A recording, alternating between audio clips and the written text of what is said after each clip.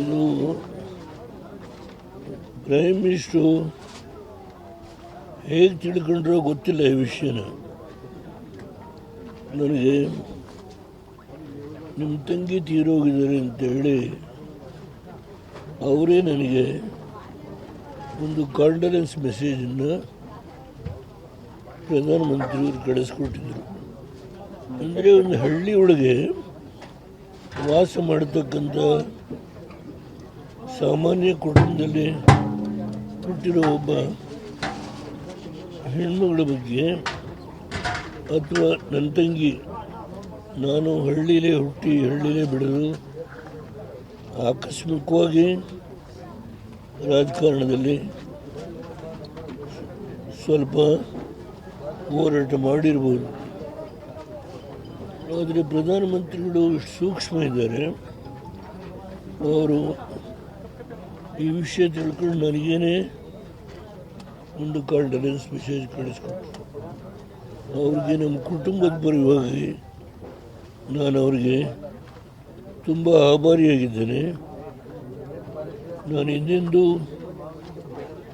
ಅವರ ಭಾವನೆನ ನನ್ನ ಜೀವನದಲ್ಲಿ ಮರೆಯೋದಿಲ್ಲ. ಕೊನೆಯ ಕಾಲದಲ್ಲಿ ನಾನು ರಾಜಕೀಯವಾಗಿ ಇವತ್ತೇನು ಮಾತಾಡಲಿಕ್ಕೆ ಹೋಗಲ್ಲ.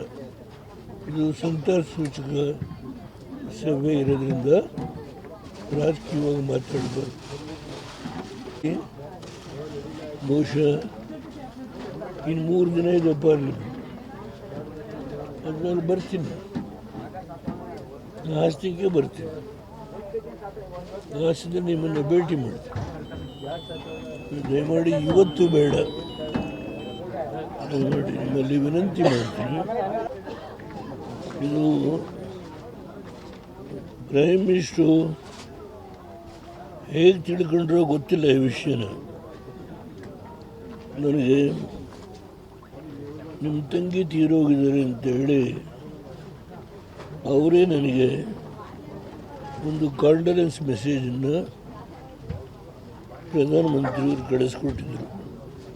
ಅಂದರೆ ಒಂದು ಹಳ್ಳಿ ಒಳಗೆ ವಾಸ ಮಾಡತಕ್ಕಂಥ ಸಾಮಾನ್ಯ ಕುಟುಂಬದಲ್ಲಿ ಹುಟ್ಟಿರೋ ಒಬ್ಬ ಹೆಣ್ಮಗಳ ಬಗ್ಗೆ, ಅಥವಾ ನನ್ನ ತಂಗಿ, ನಾನು ಹಳ್ಳಿಲೇ ಹುಟ್ಟಿ ಹಳ್ಳಿಲೇ ಬೆಳೆದು ಆಕಸ್ಮಿಕವಾಗಿ ರಾಜಕಾರಣದಲ್ಲಿ ಸ್ವಲ್ಪ ಹೋರಾಟ ಮಾಡಿರ್ಬೋದು. ಆದರೆ ಪ್ರಧಾನಮಂತ್ರಿಗಳು ಇಷ್ಟು ಸೂಕ್ಷ್ಮ ಇದ್ದಾರೆ. ಅವರು